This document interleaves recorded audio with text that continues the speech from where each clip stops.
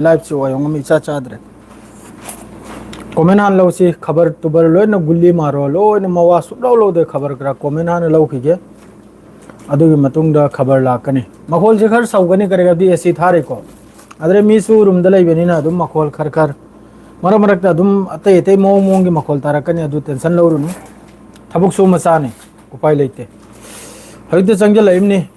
इफ्तार सु लंबी द तंगलक ले अदुगा लोइनना मयुम दसु तंगलक ले आईगी रूम पार्टनर से मसा खर ngамद्रे हॉस्पिटल चक्कनिमनी होजिक हॉस्पिटल हांगेगा माउसु पूरे चक्कनिमनी पाव सी पीबसी यामल खरे सोशल मीडिया से कोक लांग मथों मरम नाइद्रे पाव पीव में से उसमें खाने का है खाएगा वो है देखो खोल के बावरीती और खजूर है देखो ये खाया 2 पीस और 2-3 पीस अच्छा है जा अभी मीठा नहीं है कना कना ले बगे थोपी रखलो वारी होसी वालेकुम अस्सलाम ई पाउसु मयाम लई मयाम के कमेंट से क्वेश्चन आंसर से हम तो लो खिगे ये दूसरा है चेंज करके देखो देखो चीज भी है सब कुछ है क्या चीज नहीं है रे वो लबन है यार लबन है चीज नहीं है रे लबन है रे बबन माफी उदब कोरे hello Nasir hello hello hello hello लइए लइए लइए वालेकुम अस्सलाम कमेंट से लो किसी लाइव घंटा में तो गदन पूरा घंटा में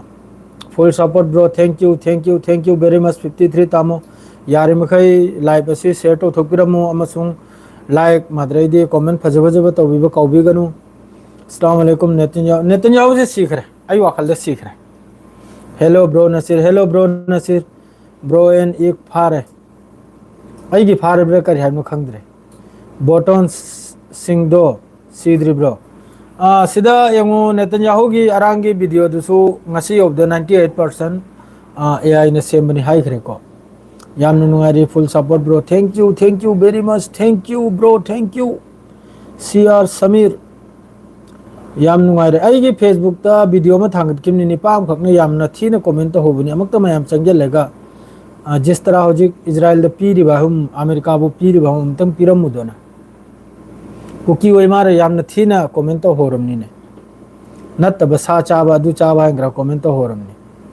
यान नोकचलम ले नंग न चा इसी करेगी ना ब्रो सऊदी अरब की ईद सी डेट कया ईद से है इराई नुमित ओरनी खोई सिदा full support give me cake ओ केक तो इना हजिक पूरा दुई दुनी दुई दोइना पूरा ये केक इखोई कनु वारी सी पाव से अदुम तला तला होरा गे को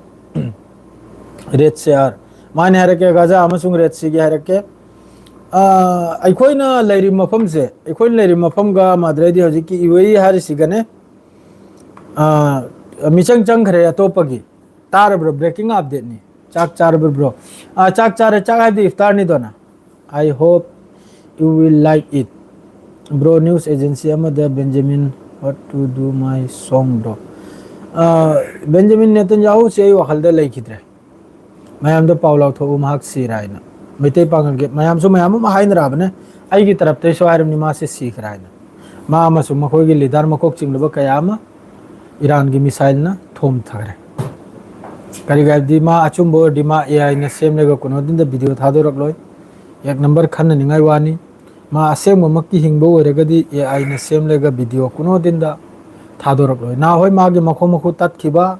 ना होय मा सीखिबा अनिमक सिदे म ओइरम आई के हिसाब तो चाथोगलो सा का सुनते ब्रो सा चाथोगलो करीगा आई के हिसाब अमा आइसु तौरगा है इमनी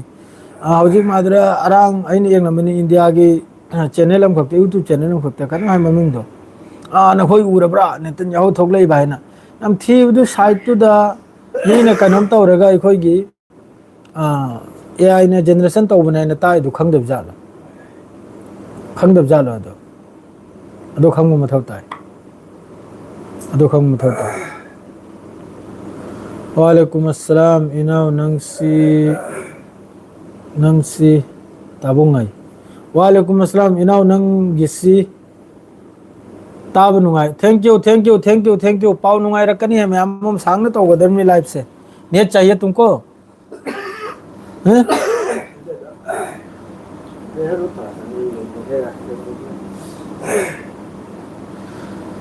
गुड न्यूज़ चाक चार ब्रो पोचे लोथोक के पाउस नुंगा हेलके ngasi hojikki Iran gi taraf tagi 55 suba wave tuna Bahrain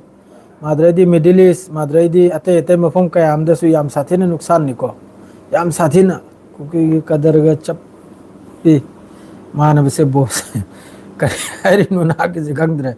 happy don iftar lo re inshallah alhamdulillah mubin bm iftar lo jre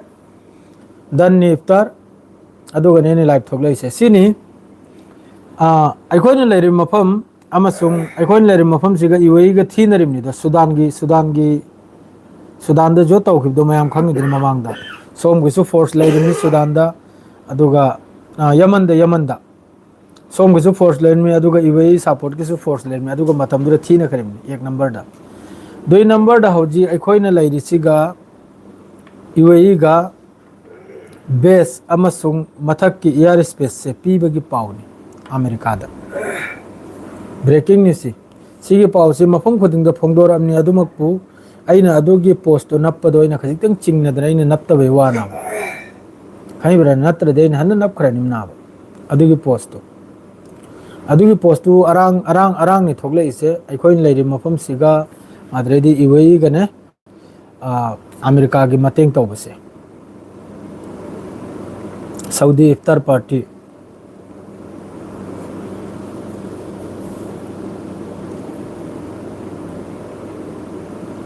Iran bro Iran maikai mari dagi maikai don yai bagi maitai don dudi yam phajini yai ri he yam phajini yai ba du hojik lorang ge khu yai dudi mokhoi gi khuchu khulai safam Israel manung dna khuchu khulai safam adredi Middle East base kayama hojik ki 55 subo wave tu yam satin ni destroy to khramni adre kap laudana thoglok paso hawramni ko social media da civilian yum gi mathakta strike tawi civilian mathakta air strike tawi ama tawi aina mong gi si hairamni aduga loina na hojik America na khalli sinabu lan chiri makhoi su ceasefire gi manung da ri hona bane aduga mapan na bu mana khalli sinabu hojik ground operation asi changbagini Iran da kuno din da mana la khama numit chup mana air strike tawrega su Iran gi regime change tawi ya bande Iran bu nam thabi ya bande aduga hojik aina haidra mamang aida lan si tawba horak padagi NATO phato loini yawrak kadam na hojik ang Donald Trump gi tarap tagi request ti taw khramni Strait of Hormuz se hangalbe da makta lairiba China oi gera China bu di sirsu yaro Japan oi gera Japan di sirsu yaro ate mana France German hoju phau bu di ahom gi tarap tagi hairak tri abane join oi bugi lan sida adum pu talab jis din Iran sanada bagi warin halwai mamangi post di mokhoi gi FIFA World Cup se Iran yaw da bagi wani ko mohoi gi hoje ki sport ki minister duna phongdo khiba paw na ba Iran se participate taw da bagi wana ba ado hoje ina hado sai gi NATO makhai je hoje talab yaw kadar na ba kari ga di hoje phaw bada jis tara Iran na bajai ri se aisa bajai ri mi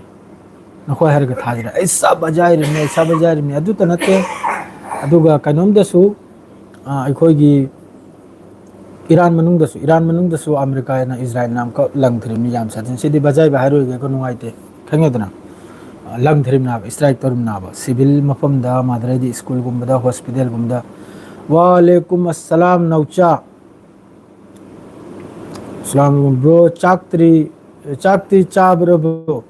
es yam na nungsi ba mi si lei bijani chakti iftar sida yam thine chajal gramina chaksi hojik ti khar thek tak na char ni dona yam ba duni inaura yam bra yam na wakal se tawbiri bro qiyamat ur lamda gi tawri se bro do dua tawsi mani dua tawsi adum ko adui mamang da inshallah Israel loi gani Tel Aviv mangani Tel Aviv mutkani jis tarah hojik Iran da khuchu khulai lai tra haram badagi hojik ta Iran gi taraf ta gi kabla ibu missile si Sajil Khyber adui matungda fata asima khaisi tane hoji Iran dagi thomjal la ise Iran dagi Middle East so hoji Iran gi taraf tagi strike tawrisi acho ba missile ngangtani lemna pana mangda bu missile ngangtani 3 number da Israel manung da hoji ki interceptor makhoi gi missile se America da su wale amasung Israel da su wale aduna Iran gi missile pun maksi ngasi gi laurang gi strike tu da खुचुखलाई साफम Israel मनुंगदा खुचुखलाई साफम असिदा strike ओइबगी वानी Iran की missile से नुक्सीब पाउदी मैम तानिंग पाउदी हाइबबु हौजिकता नखोय मैम की सपोर्ट अमसुंग नखोय मैम की दुआदगी इजराइल हाइना यामना लमहेलबा यामना ओखिद्रबा नहानुबी हटलबा असिकुंबा फुरुप असिबु यामना थीना ईरानना थिल्ली हौजिकते याम थिन्ना मथोंग मरम नाइद्रमनी इजराइल हौजिक ना अदुई मथक्ता ग्राउंड ऑपरेशन सिदा मखोय पार्टिसिपेट तौरोय पाउ हाइरखरमनी आईडीएफ ना करिगबदी हौजिक मखोय सोमदगी ईरान की मिसाइल बु ngakkanira ना होय अहोमदगी हिजबुल्लाह बु ngakkanira हिजबुल्लाह से मोय ngakpa ngamdrimni hojikta हिजबुल्लाह की रेकॉर्ड से मफम खुदिंगदा हौजिक हिट ओरिमनी ईरान की मफम खुदिंगदा इजराइल की मफम खुदिंगदा हिजबुल्लाह की रॉकेट से हिट ओरिमनी हौजिक रॉकेट अदु फाबो इंटरसेप्ट मखोय तौबगी मखोय दे कैपेसिटी दु लेत्रे मिडिल ईस्ट तसु ngasi ददी जोतो ईरान की तरफ ते जोतो काप क्रेसे मफम कयादा याम साथीना एक्सप्लोसिव ओइबी वानी बहरेन दा अमेरिका की बेस कयाम दा याम साथीना हिट ओइबी वानी ईरान की मिसाइल से मखा ताबा अल जजीरा के सो दुम हाइजरके पाव से तलत तलत तौसी कमेंट सो दुम येंग थगे आई मयाम दा अद्रेदी मयाम ना हंगनबम गा न्यूक्लियर वेपन सी ईरान की तरफ ते की करिमता अपडेट लागते को इजराइल की न्यूक्लियर साइट सिदा हजु फावबा अदोम दे स्ट्राइक तौबा तारगदी सोयदमकी पाउस लाकने असिदा मेन ओइबा हाइबु जिस तरह मखोयना ईरान की मनुंग दा hospital अमसुंग civilian they strike तौरीदो Iran की तरफ ते हजु फाव तौदरी ईरान की तरफ ते टारगेट तौरसे बस मखोय की आर्मी की बेस अमसुंग आर्मी की हेडक्वार्टर माद्रेदी बेंगलांग अमा मदा तौरकलेको रादी मखोयना तौरमनिना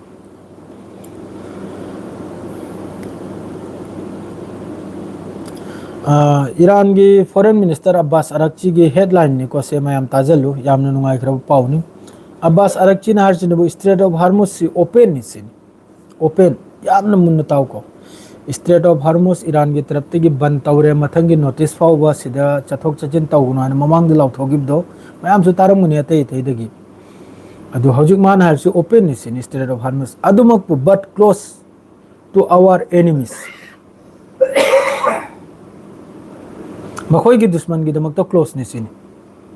स्ट्रेट ऑफ हार्मुज ओपन नि ओपन कनागिनो ईरान गा लोगे दे जो लाकपदो हजिक अखोय की हिंदुस्तान सो ईरान के सपोर्ट लाक लाबा कर फिबम से यामना लौसिंग सिंग बतेस नि ने अखोय हिंदुस्तान से पूरा सैल्यूट तौबो याय ने मतम गा चटनबा कंट्री ना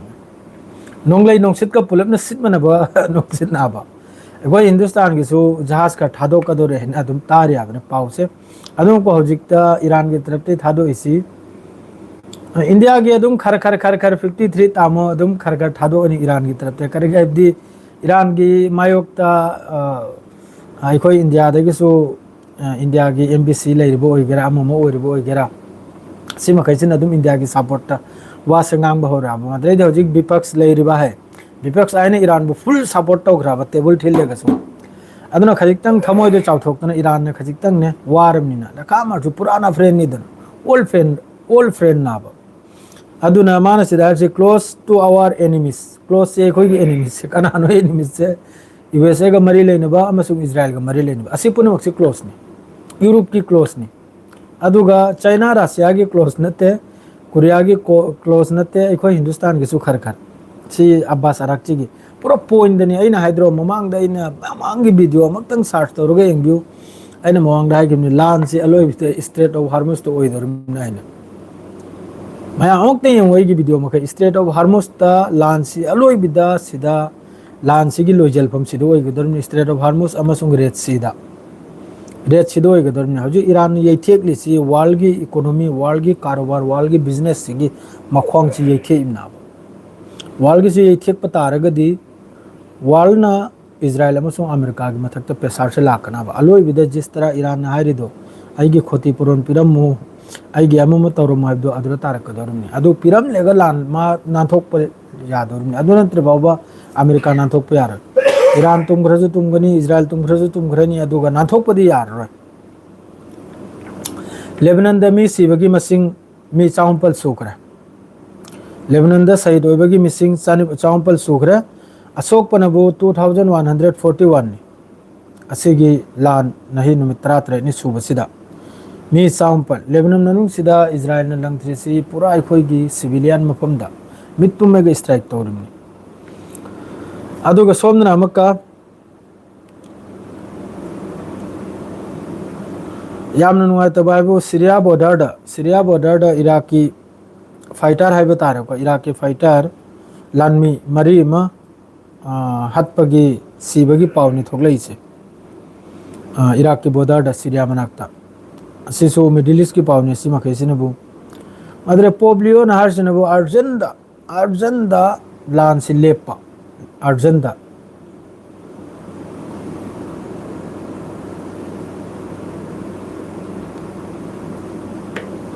अद्रो ओइदन स्ट्रेट ऑफ हार्मुस ता लान ओइगदम आइदा अचौब सिंगलिया है नाबा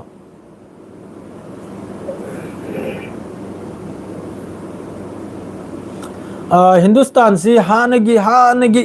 इंडिया है नते हिंदुस्तान से हानगी मिंगनी हानगी हिंदुस्तान है ना हिंदुस्तान हर से हिंदू ले है ना हर मते कैनोम रिवर है ना लइये ममिंग रिवार्डू की ममिंग हिंद हाइब्रा कनम हाइब्रा अदुगी रिवार्डू की मयादा मी मखैसी ताय है ना हिंदुस्तान हाई क्रिमनी खंगिब्रा ब्रो मैं हौजिकती मखोइना पामबदुदी कैनो राम राज्य हाइबनी खंगिब्राने राम राज्य माद्रैदी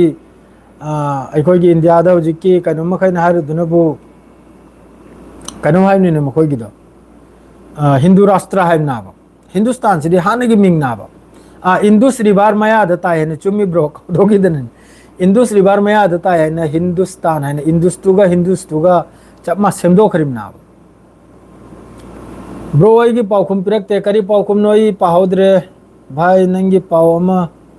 तायने ओ अदुई पाउदु मुजिबुर अदुई पाउदु लोइखरा अदुई पाउदु सेंगदो खोदोक्तना क्लियर ओइबा वादु लोइखरा पुरा कसुलै तब पाउनी अदुगिदो मखोइना अदुम कैनोमसी चेक तौबनिदा ब्रो चारे सरदार सु हतोकलदन आई एम नॉट श्योर सीद्रसु हतोकलदन I am not sure Benjamin Netanyahu America ड्रम एम्बेसडर एमो बेंजामिन नेतन्याहू सिगी वासे फजना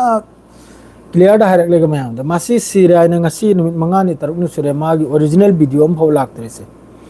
मागी ट्वीट तगिसु मचानिपा की ट्वीट तगिसु अदुगा इजराइल की तरफ तक जो हाइदोरप लेते माँ से सीराय मादो आई की तरफ तक हाइरमनी माने थोकलत्रमनिना असुगी हमने लान तौनो मतम द फाव माने थोकलत्रमनि माँ से सीरे लोइरे माँ से सीबे थमसे सा जानिंगे चाथोकलो nga चानिंगे चाथोकलो तुंगे हिंगलमेगनु हिंगलमबै थबुक तौगनी सेंगना हाइबदा अदुगा हौजिक जिस तरह माने फेक वीडियो ओइद पादो वीडियो एआई ने सेंबा अमने सेंबा असु हमने माने थादोर इसे असि इजराइल की फोर्स की तरफ तक थादोर इनाबा थादोरप तारमनिना आइगे हिसाब त महाक से सीबदे लौरसी सीबदा दुम थम मसाबा सीखिबदुना सुफाई करेगा दु लेबाक लुमना बलैरिमि करेगा दि जिस तरह मान अंगांग अपि अपि पा चिल्ड्रेन माद्रेदी अहलमल बे कसुर मयामम हतखिबदु अदुना महाक सी लैरेगा कसुकांदे सिहल खरा से एकोय मखैना इसम संबीनी आइगे वादी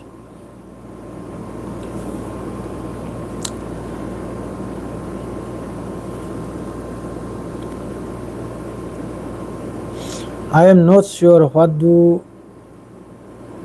English तो ना कमेंट से लाख रहे ने मक्का मखा ताव पाव हर के नुआयंसी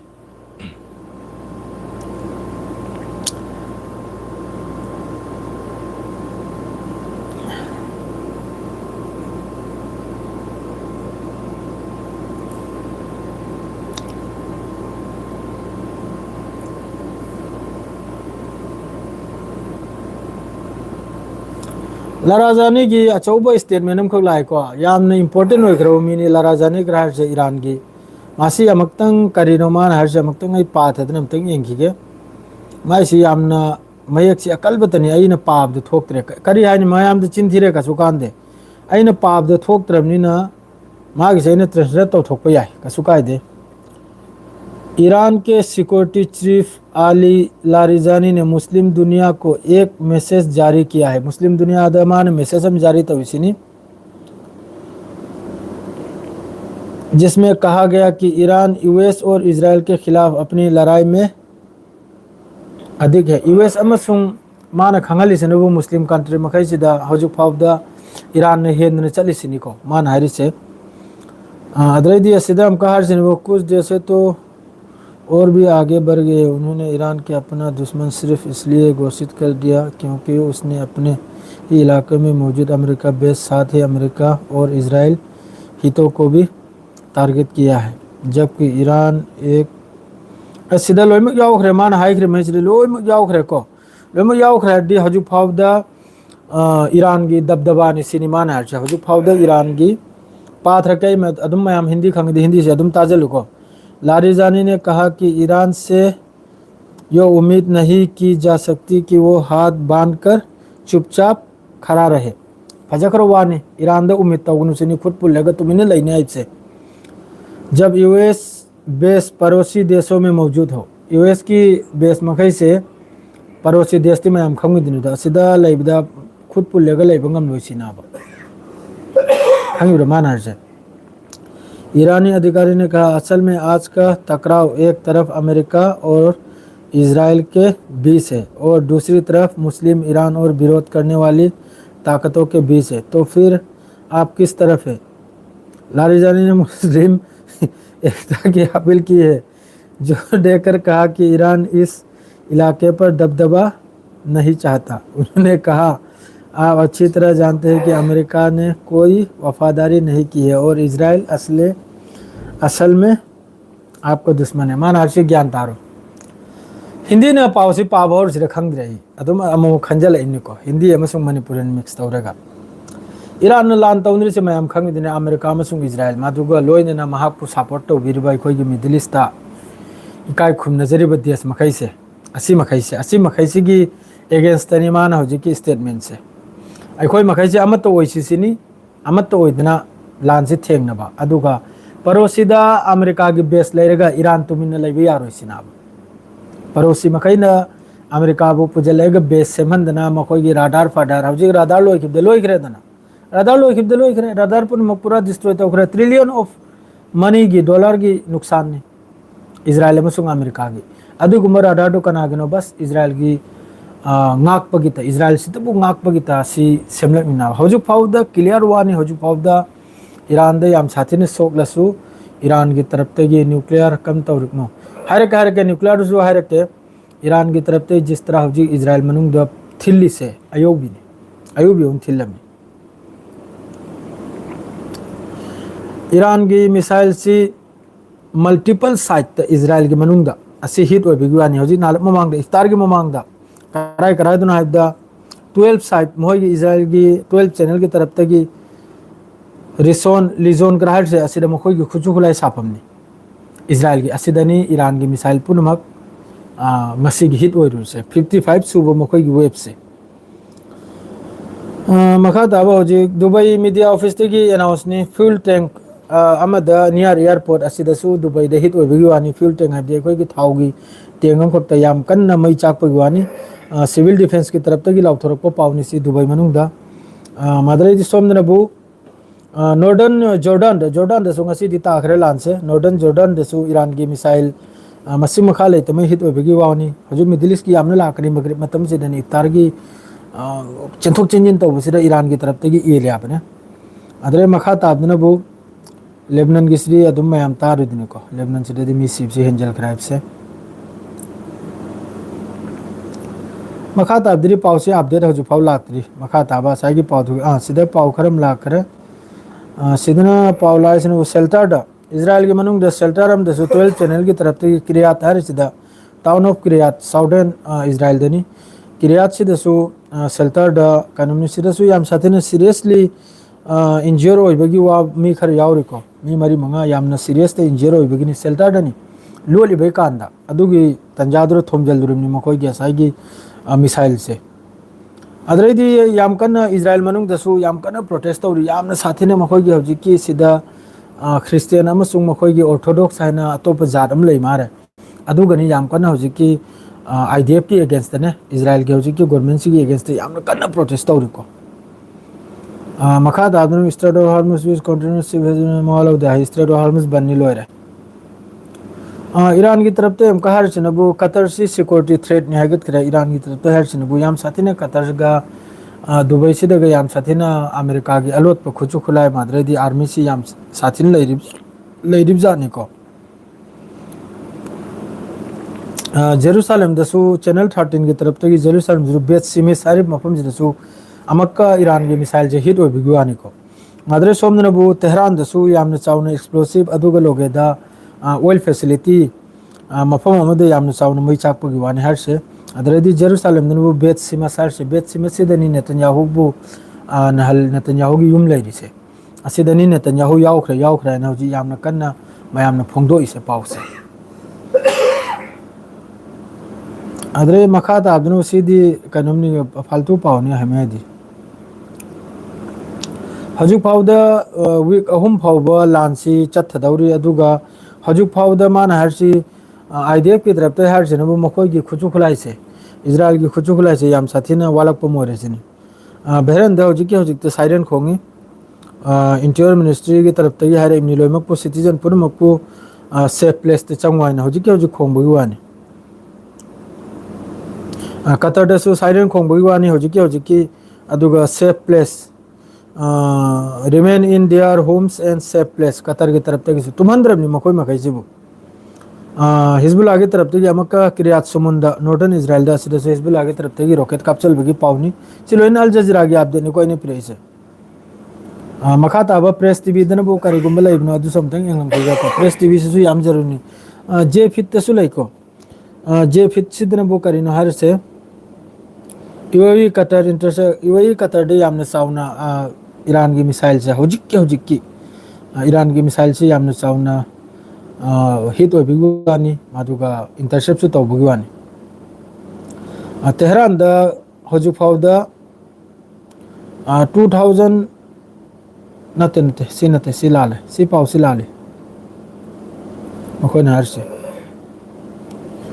सोमना अमका मिसाइल अमा सफायत हर मफम सिदा यामने चाउखरब ईरान की मिसाइल नि चिंगथोक्तना होनरि लंबी दा ताजंदना मासे जहरल नबला के मथंगी पाउ प्रेपकदा मयामदा अदरे बेत सिमिसिदा याम साथीना नुकसान ने सिगी फोटो सु लाखरे जे फिड हर न्यूज़ कैनम सिदा अदरे दी सिदा लेत्रे पाउ प्रेस टीवी देंग से अइना नहीं लाइव से नहीं सांग थोकने हर बदा तुम सांग थोकना लेगदर मसी प्रेस टीवी की एंग से प्रेस टीवी दे करी पाउ लाख पुना प्रेस टीवी से दे दे हमने हेल्प दी लागते दा मी चामरी ग तरा एंगिने माशाअल्लाह माशाअल्लाह माशाअल्लाह याम हराव इन को में सपोर्ट शू दे याम हराव करिमनी प्रेस टीवी से सो करिम त लेते प्रेस टीवी से army launch drone in strike Israel arms crop सीधा ईरान की तरफ ते की ड्रोन लॉन्च तौबगी वानी अतोब करिम त लेते अतई वादरे मखाता बाहर लगे हाउ ईरान सी मखजर करिम त लेते योंग में डिटेल्स आफ्टर ईरान करिम त लेते सीधा हजिक लांसी हजिक मैम खंगी 55 सूब ईरान की तरफ तक वेब से काप क्रैप से असिदा हजिक अखोइना लेरिबो मफम अदरैदी मिडिल ईस्ट जो तो इस्लामिक कंट्री मखैसे असि अयामबदा हजिक इजराइल अमसुंग अमेरिका बो सपोर्ट तौरमि सेंगना हाबदा मिडिल ईस्ट मखैसिना अमेरिका अमसुंग इजराइल बो सपोर्ट तौरमि अदुगा असुक यामना ईरान की मनुंग स्ट्राइक तौखरिसे न्यूक्लियर की जो हायरके गंता म तौदरमि 30 मिनट फाउ सुद्रि कदम से आईगी रुमोला से यामने नारे मसांगमद्रे लोग याम कन खुरे मा सुती दे हलकपनिना असाई वेदर चेंज होइदा दुना मसा हेंगमद्रिम नाबा मी चमना यावरे लिप्ता यामबगी चैनल से थैंक यू यामना हराव जरिम ने दिन नखोय मैम की सपोर्ट से नखोय मैम की सपोर्ट छिना अदु यामना येंगिमनि नखोय मैमना नुंसीबिबगिनि नुंसीबिद्रदि कनामतनसु येंगनिम नते नुंसीबिनबु येंगिम नाबा मैमना पामबदुनबु नेतन्याहू सिबगी वासे नेतन्याहू सिना सोशल मीडिया दे एक्टिव होइद्रिसिंग असि निमित 3 निपाल नि सोरे एक नंबर दा थैंक यू मुजिबुर एक नंबर दा अदुगा लोगेदा महाकी चैनल महाकी सोशल मीडिया अकाउंट की पोस्ट हम तौदे पोस्ट तौरब पुनमक वीडियो अनिमक तो मयाम सु मखोयदगी हेले हेलेबा एआई द थबुक सुबा एआई की अदुगुम प्रोग्राम दा ममित ताबो मयाम लेरनाबा अदुना चेक तौरगा हामबगी वीडियो दुसु पूरा एआई नि हायरे एक नंबर दा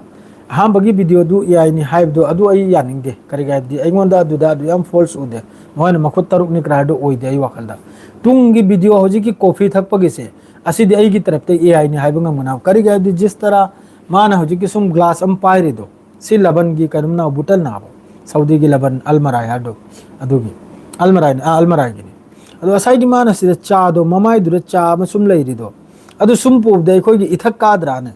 चा दु मागी कापतुरे तादा माना सुम पाइरब कप तो अदुरगी चा दो फर फर हायरगने तादा मखादा अदुनाब 98% AI ने सेमले इम हाडो दुमा असे मक्की मा दुनिया से लेब तारगदी मा थोगलो उदोना सोमदनबु ईरान की मकोक चिंगलम मखैदा 10 मिलियन माना कनम तौब पैसा मोहगी लोकेशन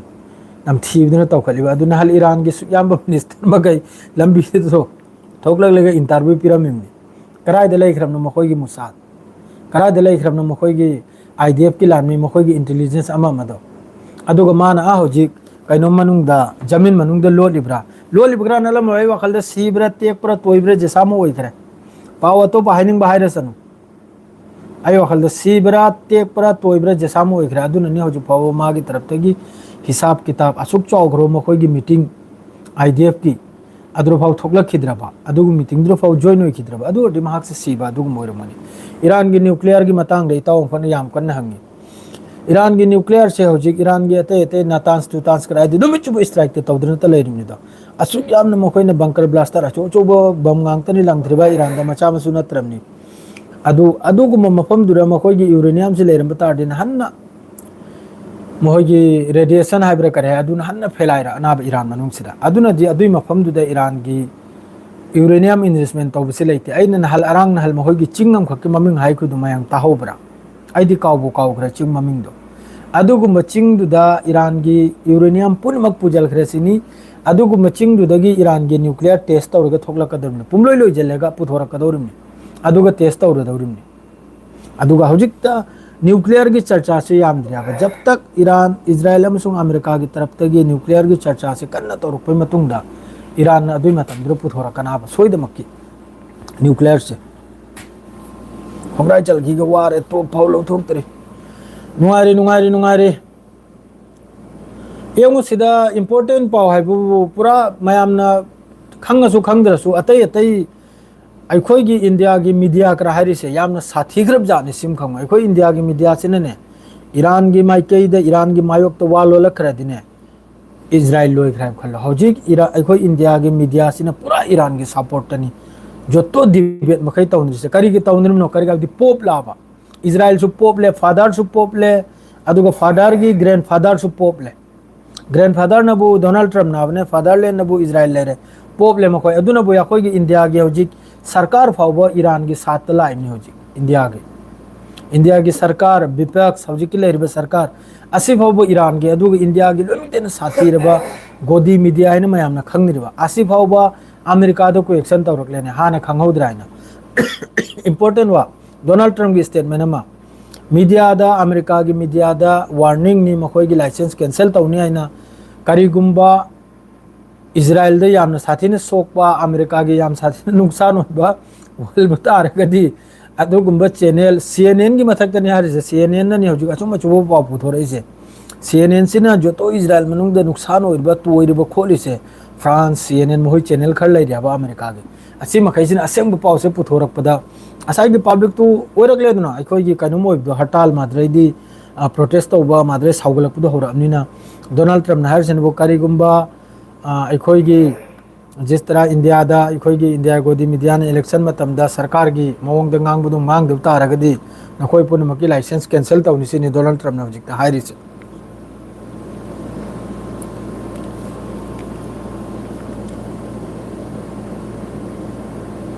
माने अचुंब से याम दरकार नहीं करेगा दी नाकल रोय मक्की अचुंब पाव से तहल बे याम मथौ ताई खंगी ब्राने ईरान दसु जिस तरह ईरान दनबु अयामबदा ऑयल फैसिलिटी गुमदा करे अब ईरान से कमजोर तौबगी अदुनबु ईरान सु हांदगसु खंगी मोय मथकता सोयनमके मतममदा लोयमक से लोरेगा ईरान की मथकता अमेरिका से कनामतगी अखोई इंडिया की मीना इंडिया की गवर्नमेंट वगैरह मीना अमेरिका को सपोर्ट तो पंगिमनी अमेरिका से कनामतगी नते अमेरिका से बिजनेस बिजनेस कंट्री बिजनेस तौबगी कंट्री मौन कनामता मपा मपा करीमता खातिर लेब नते मौन मागी फायदा की ओडे हजिक मागी इतना फायदा होगी हाइबदने ईरान ने लान से तो असी आइगे दसु नंगे कारबार के मचेरम पी के हाइबदने मा तम खों खुद पाइदन अक्ता लान लोई जल गदौरम खंगी बिराने अदुगुम पॉइंट खड़ ले याबा मखोई सिगी इंडिया अमेरिका की कुनो माई बाप लेतमनी खंगी बिरा कुनो माई बाप लेतमनी अखोइना तोंगनी बाइबु अखोइ इंडिया न तोंगनी बाइबु रशिया द तोंगनी नि ईरान द तोंगनी अखोइगी ईरान द तोंबसिना अखोइगी करिगे अतै अतै इस्लामिक कंट्री मखैजि थादोखर जाबने अखोइन लेरसु थादो से कतर सु थादो से हजिक तो लोमते हन ऑयल प्रोडक्ट तौरबा अम तौरसी अखोइ ईरान सिनाबा अदन ईरान द तोंगनी नि थाव तेल गैस लांगी मरम ओइरगना अदुगा रशिया द तोंगनी नि खुजु खुलाइगी मरम ओइरगना रशिया गुम्बा नॉर्थ कोरिया गुम्बा तोंगनी नाबा करेगाबदी अखोइ माइके मेरी दुश्मन लेयाबा पाकिस्तान अखोइगी दुश्मन नि नेपाल सौजी अखोइगी दुश्मन नि बांग्लादेश अखोइगी दुश्मन नि चाइना अखोइगी दुश्मन नि हयंग अमेरिका दुगा चाइना दुगा मतो ओइखिनाबा खंगी ब्राने दो रशिया दुना अखोइ बो मतेंग तोर कनाबा ईरान ने मतेंग तोर कनाबा अदु कुंबगी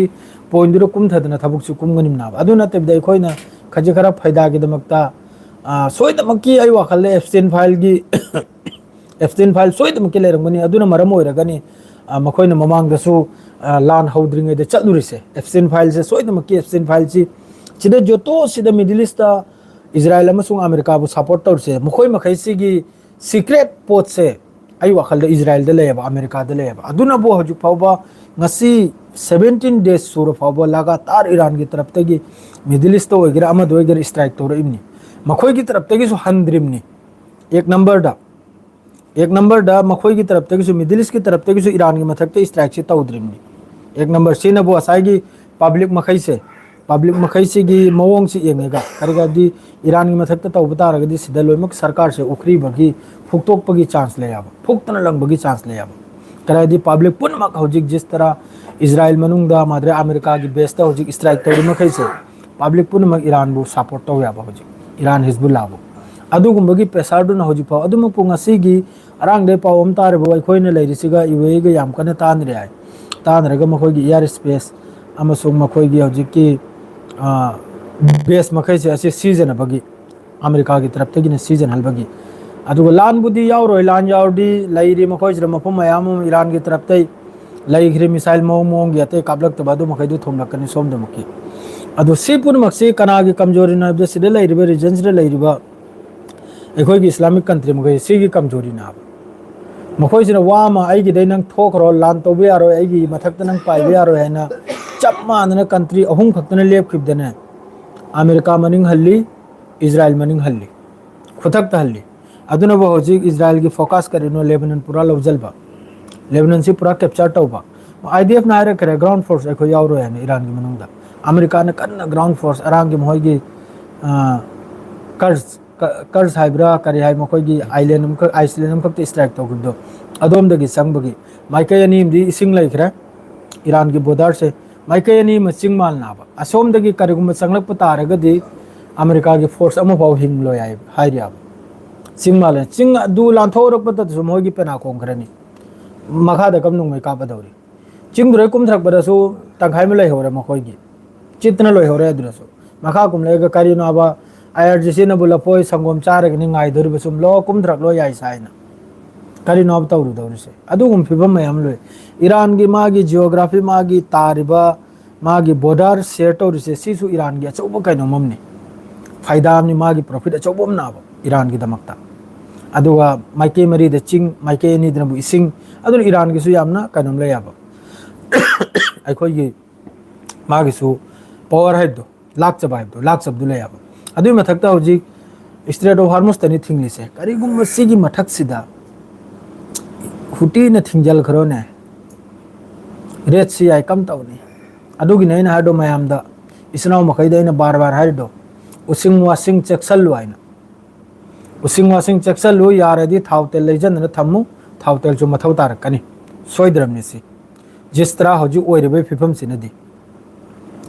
हजु ओइरबे फिफम सिनदी करी ओइरकना दी ईरान की तरफ तगी यामन कन लान तौरप तारदी स्ट्रेट ऑफ हार्मस सिदा सांगना लान से तौरप तारगदी ngasi सु यामन साथीना ngasi su yam sathina Strait of Hormuz da oil tanker America gi ani pura live destroy tawrimni IRGC gi taraf tagi Navy gi taraf tagi aduna saigi asigi mafam jira lansi kanna tawruk patara gadi India ga la khamanu sinrasu jahaz to purak padu mine ki ni do ki bita de ko India di 2 number ni do na khangi duni do haje ki LPG su stock ta leira su laita na praja mayam luti bai da makta sai table makha dai chabagi handagi idu yauruk pani ne laite haget khrani laite gas laite thau laite na black te yol bagi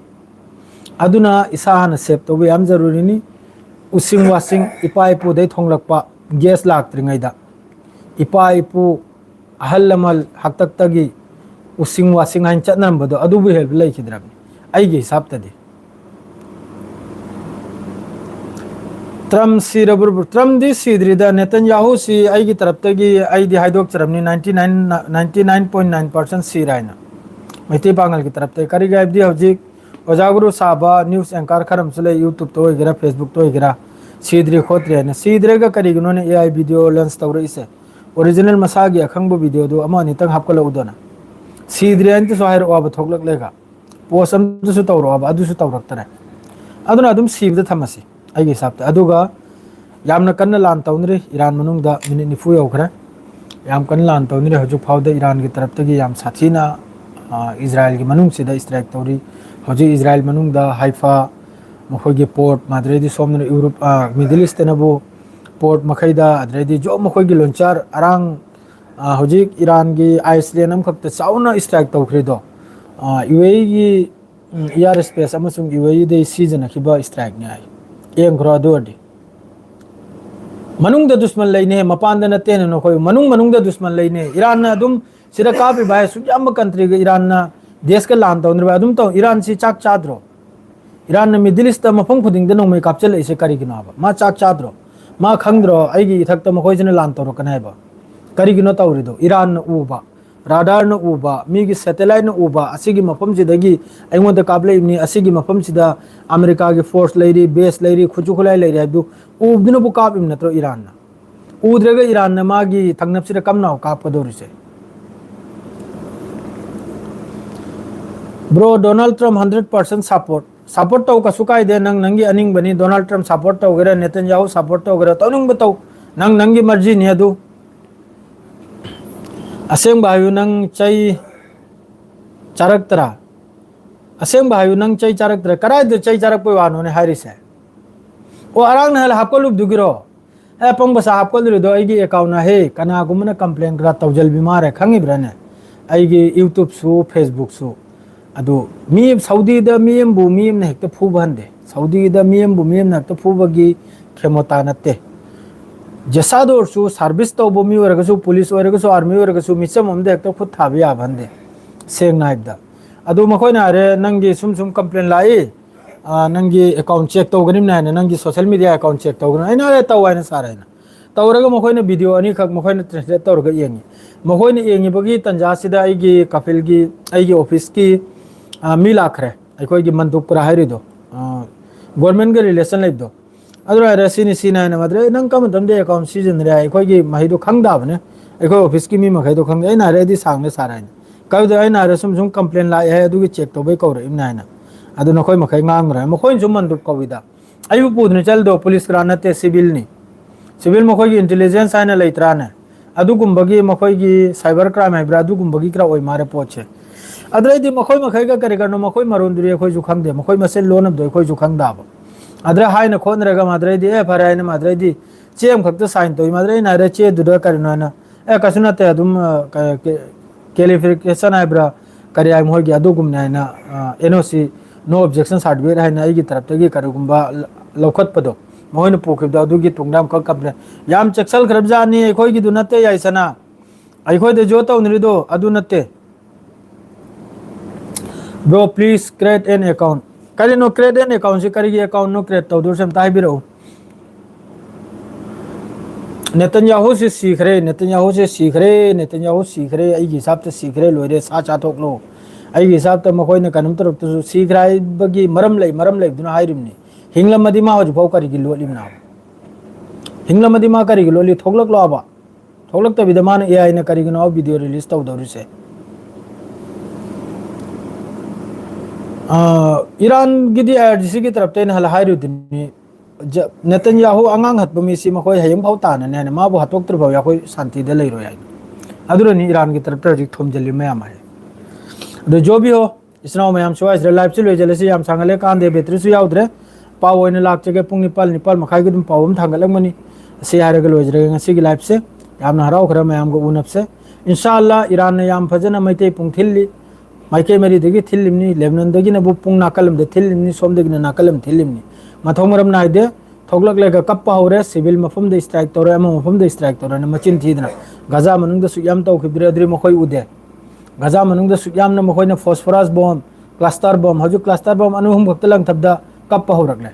Iran nuclear test तौद्री तौरे दे न सोयदम के मयाम the हाना इन पाव होलकनी सलाम अलैकुम मयाम न support तौ बिबे दमक लाइव से बिबे दमक यारे मखे शेयर तौ थोपिरमु अदो सब्सक्राइब तो कौबिरमगनु सियारग लोजरे सलाम अलैकुम।